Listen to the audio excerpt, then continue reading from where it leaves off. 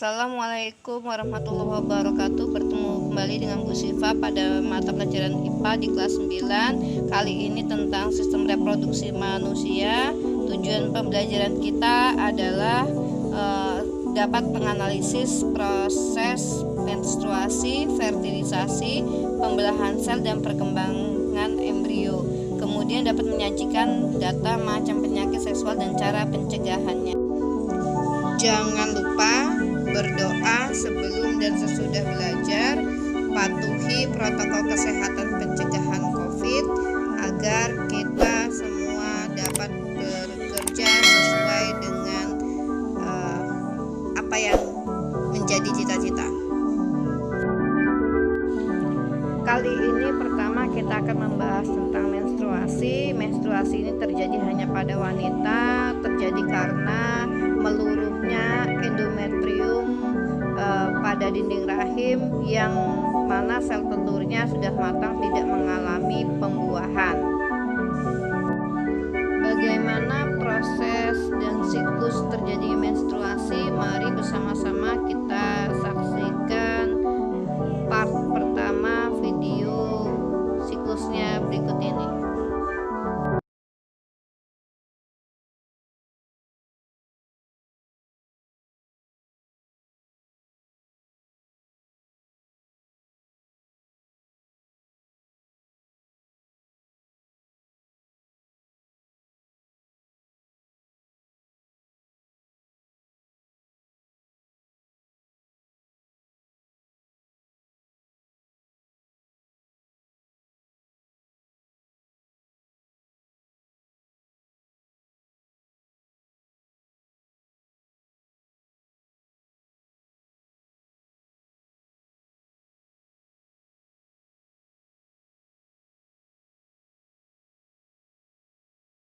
Nah, kalau sel telurnya mengalami pembuahan, yaitu bertemunya antara sel telur dan sel sperma, maka otomatis perempuan tidak akan mengalami proses menstruasi dan perkembangan embrio. Pada penjelasan sebelumnya, kamu telah mendengar kata fertilisasi. Peleburan antara sel telur dengan sperma dikenal sebagai proses fertilisasi atau pembuahan. Bagaimana proses fertilisasi dapat terjadi pada tubuh manusia? Untuk mengetahuinya, perhatikan penjelasan berikut. Ovum memerlukan waktu 4-5 hari untuk mencapai rahim, tetapi hanya dapat dibuahi paling baik pada 6-12 jam pertama. Jika sel telur pada ovarium telah masak, akan dilepaskan dari ovarium. Pelepasan telur dari ovarium disebut ovulasi. Setelah ovulasi, sel telur ditangkap oleh infundibulum dan segera menuju ke tuba falopi. Di saluran inilah terjadi pembuahan. Jumlah sperma yang ditampung sekitar 200-300 juta. Namun, biasanya hanya satu sperma yang mampu membuahi sel telur. Fertilisasi antara sel telur dan sperma menghasilkan zigot. Pada hari keempat, zigot sudah menjadi segumpal sel atau morula. Pada hari ketujuh, gumpalan sel tersebut sudah tersusun menjadi selapis sel yang mengelilingi suatu ruangan yang berisi sekelompok sel di dalamnya atau blastula. Lapisan sel bagian luar akan berkembang menjadi ari-ari atau plasenta dan selaput janin. Sedangkan kelompok kecil bagian dalam akan tumbuh menjadi janin. Zigot akan terus bergerak dari saluran telur ke uterus. Sejalan dengan waktu, zigot mengalami pembelahan sel. Setelah sampai di rahim, gumpalan sel tersebut akan melekat pada selaput lendir rahim dan mulai membenamkan dirinya di dalam selaput lendir atau nidasi. Zigot yang telah berada di rahim akan terus tumbuh dan berkembang menjadi embrio. Di dalam rahim, embrio mendapat makanan dari tubuh induk melalui plasenta atau ari-ari. Masa embrio atau masa kehamilan manusia sekitar 9 bulan 10 hari. Bila bayi sudah siap dilahirkan, otot-otot pada rahim berkontraksi secara teratur dan mendorong bayi keluar dari rahim melalui vagina. Embrio di dalam rahim dilindungi selaput pembungkus yaitu amnion, korion, kantong kuning telur atau Saccus vitellinus, dan allantois.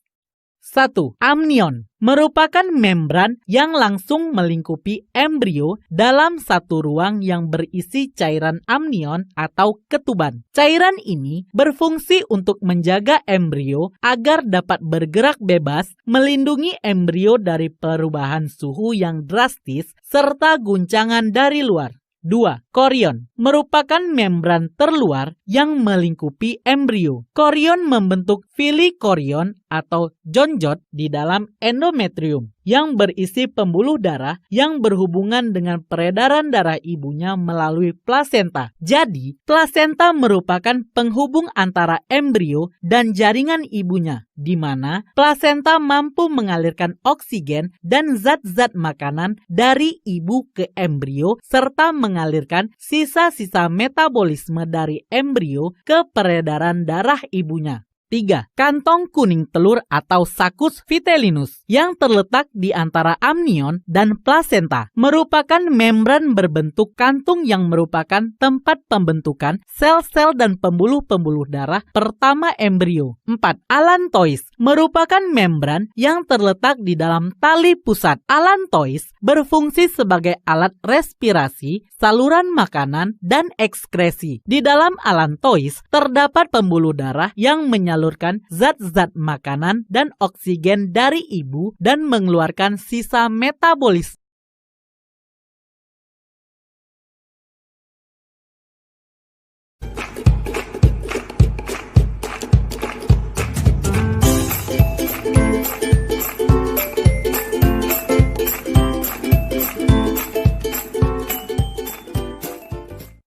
Mitosis adalah proses pembelahan di mana kromosom di dalam nukleus terbelah menjadi 2 set kromosom yang identik. Sedangkan meiosis, ciri pembelahan secara meiosis adalah terjadi di sel kelamin, jumlah sel anaknya 4, kromosom setengah induknya, dan pembelahan terjadi 2 kali.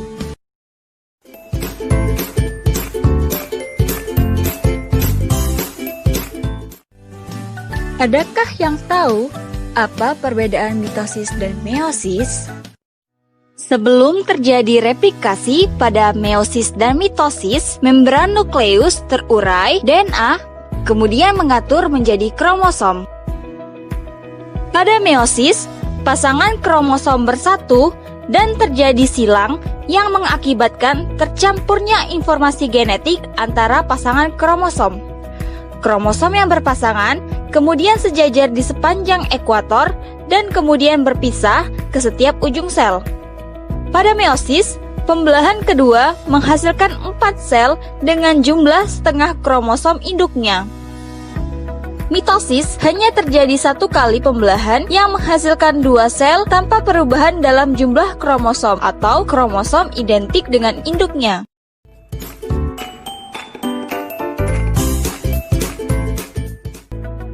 Setiap hari, tubuh harus memproduksi jutaan sel kulit untuk digantikan dengan yang lama. Masing-masing sel harus memiliki komponen genetik yang lengkap. Sebelum pembelahan sel, di mana sel membelah menjadi 2 sel yang identik, DNA perlu direplikasi, sehingga setiap sel anak menerima salinan yang tepat. Setelah replikasi DNA, kromosom berkondensasi di dalam nukleus. DNA berkondensasi dengan membungkus inti protein histon yang membentuk nukleosom.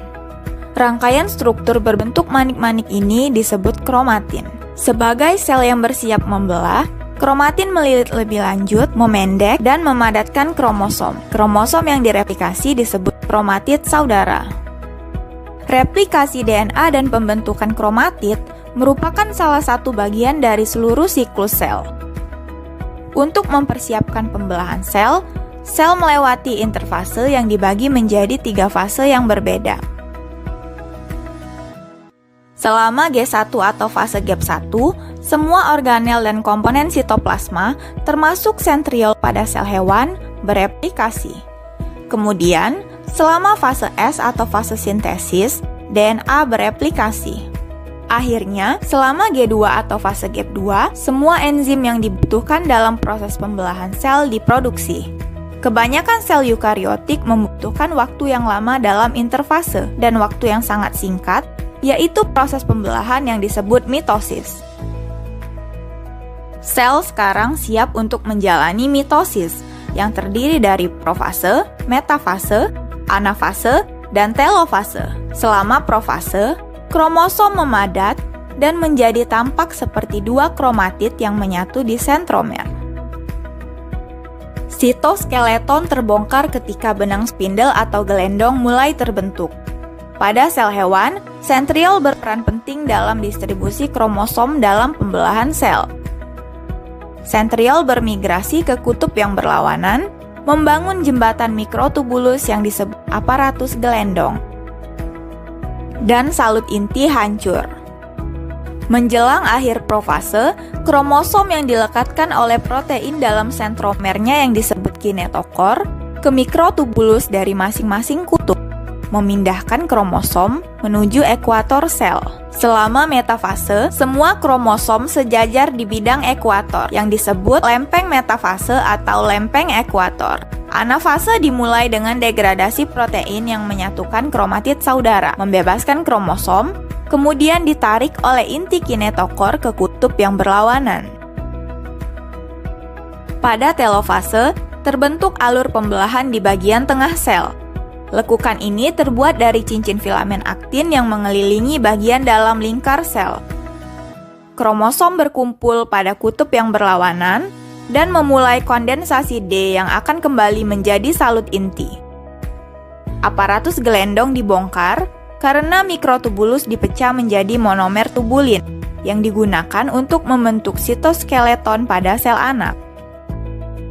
Pada sel hewan, sitokinesis melengkapi pembelahan sel dengan memperluas alur pembelahan untuk memisahkan sel anak yang baru terbentuk. Selama siklus sel, checkpoint tertentu ditemui untuk memastikan keakuratan, dan jika tidak, siklus sel akan berhenti di checkpoint tersebut dan memperbaiki atau menghambat sel untuk membelah. Checkpoint pertama adalah checkpoint G1S dan dianggap sebagai titik utama di mana siklus sel berlanjut atau berhenti. Sinyal eksternal dan faktor pertumbuhan dapat memengaruhi siklus sel dan kemajuan pada atau sebelum checkpoint. Checkpoint G2M memungkinkan sel yang telah berhasil menyelesaikan ketiga fase interfase untuk memulai mitosis. Checkpoint terakhir adalah checkpoint spindle yang memastikan bahwa semua kromosom menempel pada spindle sebagai persiapan untuk anafase. Faktor pertumbuhan, ukuran sel, dan status gizi sel adalah semua faktor yang berkontribusi dalam regulasi siklus sel, memastikan bahwa hanya sel-sel tertentu yang membelah pada waktu yang tepat. Setelah semua checkpoint di interfase selesai, mitosis dapat terjadi. Dari interfase hingga sitokinesis, seluruh proses pembelahan sel dapat memakan waktu rata-rata 10 hingga 20 jam pada sel tumbuhan atau hewan, bergantung pada sifat dan kegunaan sel. Proses tersebut dapat terjadi pada frekuensi yang berbeda. Meskipun proses mitosis dan meiosis terlihat mirip, ada beberapa perbedaan utama. Satu perbedaan yang jelas adalah mitosis menghasilkan 2 sel anak yang diploid dan meiosis menghasilkan 4 sel anak yang haploid.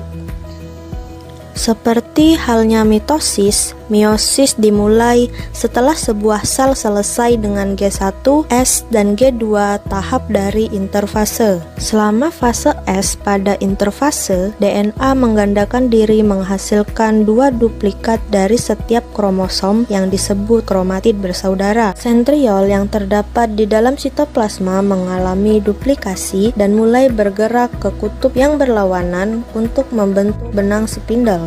Kromatid bersaudara melekat pada sentromer dan berpasangan ketika sel memasuki profase 1 meiosis. Sampai saat ini, sel terlihat serupa dengan mitosis, tetapi dua peristiwa terjadi pada meiosis yang tidak terjadi pada mitosis dan menyebabkan keragaman genetik. Peristiwa pertama terjadi pada profase 1. Pasangan kromatid bersaudara terletak berdampingan dalam proses yang disebut sinapsis, membentuk tetrat atau bivalen. Setelah struktur ini dibentuk peristiwa kedua yang disebut pindah silang dapat terjadi.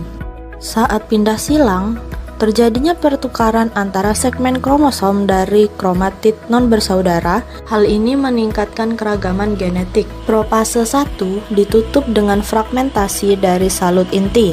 Menduplikasi sentriol bergerak ke kutub yang berlawanan dari sel. Saat sentriol bergerak, dari dalam sentriol memperpanjang benang-benang spindle. Pada prometafase 1, pasangan sentriol membentuk benang-benang spindle. Kromatid bersaudara menempel pada benang-benang spindle oleh kinetotor mereka. Perbedaan lain antara mitosis dan meiosis, karena sinapsis dan pindah silang di meiosis, kromosom homolog tetap selaras, sehingga kromatid bersaudara hanya terikat pada satu kutub dari mikrotubulus kinetokor. Pada mitosis, setiap pasangan kromatid melekat pada benang spindle. Benang spindle berasal dari kutub yang berlawanan. Pada tahap metafase 1, kromosom tetrat berjajar di wilayah ekuator. Karena banyaknya keberagaman, pemerataan dipilih secara acak dan menambah keberagaman. Pada anafase 1, kromosom yang homolog berpisah dan bergerak menuju kutub yang berlawanan. Meiosis 1 berakhir dengan telofase 1 ketika kromosom berpisah dan membran inti terbentuk kembali. Sitokinesis membelah materi sitoplasma dan dua sel anak dihasilkan dari pembelahan tersebut. Hasil dari meiosis 1 adalah dua sel anak yang haploid. Meiosis 2 dimulai tanpa melalui tahap interfase. Sentriol berduplikasi dan bergerak menuju kutub yang berlawanan. Pada profase 2, kromatid bersaudara berkondensasi ketika salut inti mulai menghilang. Pada tahap ini pula, benang spindle mulai terbentuk. Pada prometafase, kromatid bersaudara melekat pada benang spindle dari dua kutub. Pada metafase 2, kromatid bersaudara berjajar pada bidang ekuator. Pada tahap selanjutnya, yakni anafase 2. Pada tahap ini, terjadi pemisahan kromatid bersaudara dengan cara ditarik menuju kutub yang berlawanan. Proses berakhir pada tahap telofase 2, di mana benang-benang spindle menghilang dan membran inti mulai terlihat. Sitokinesis terjadi dan memisahkan dua sel anak menjadi 4 sel anak yang haploid. Sel anak yang haploid akan menjadi gamet antara sel sperma atau sel telur. Ketika terjadi pembuahan, akan membentuk zigot, kemudian tumbuh menjadi seorang anak. Seorang anak menerima setengah kromosom dari ibunya dan setengah lagi dari ayahnya. Karena pria dan wanita menghasilkan jutaan gamet dan gamet tersebut akan terseleksi secara acak ketika terjadi pembuahan. Hal ini berkontribusi pada keberagaman genetik. Hal ini menjelaskan mengapa seorang anak tidak identik dengan orang tuanya. Mengapa pada saudara tidak identik? Keberagaman ini berasal dari beberapa sumber. Pada profase 1, kromatid tidak bersaudara dapat bertukar DNA melalui persilangan untuk meningkatkan keberagaman genetik kromatid masing-masing. Pada profase 1, kromosom yang tidak homolog dapat bertukar DNA melalui pindah silang yang meningkatkan keberagaman genetik dari masing-masing kromosom. Berlanjut dari pindah silang, pasangan kromosom homolog berjajar secara sendiri-sendiri di sepanjang plat metafase dan terbagi secara terpisah pada sel anakan. Proses ini disebut hukum berpasangan secara bebas, menghasilkan 4 gamet yang secara genetik berbeda. Ketika jumlah kromosom bertambah pada organisme, jumlah perbedaan genetik pada gamet meningkat 2 pangkat N. Artinya, organisme dengan jumlah N sama dengan 3 dapat menghasilkan 8 gamet yang unik. Pada manusia di mana N sama dengan 23, terdapat 2 pangkat 23 gamet unik yang terbentuk atau sekitar 1 juta kombinasi kemungkinan yang berbeda-beda. Kombinasi dari berpasangan secara bebas, pindah silang, dan berpasangan secara acak pada gamet selama reproduksi seksual meningkatkan keragaman dan menjelaskan mengapa seorang anak tidak akan terlihat.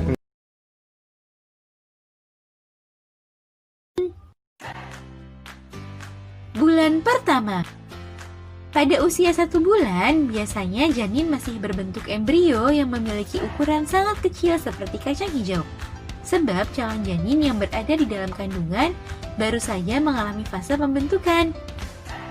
Fase pertama ini sangat rawan, sehingga bunda harus lebih berhati-hati dan waspada agar tidak terjadi sesuatu pada janin. Bulan kedua. Pada bulan kedua, tulang sudah mulai terbentuk. Jaringan sistem saraf pusat pun sudah terbentuk, yaitu berupa otak, saraf tulang belakang, dan jaringan saraf tepi. Pada minggu kelima, jantung mulai terbentuk, berbarengan dengan sistem peredaran darah. Di kedua sisi kepala membentuk lipatan kecil sebagai cikal bakal telinga. Bagian wajah pun terus berkembang. Selain itu, mulai terlihat bentuk awal pertumbuhan tangan dan kaki. Ukuran embrio pada akhir bulan masih sangat kecil, yaitu sekitar 2,5 cm dengan berat 9,5 gram. Bulan ketiga.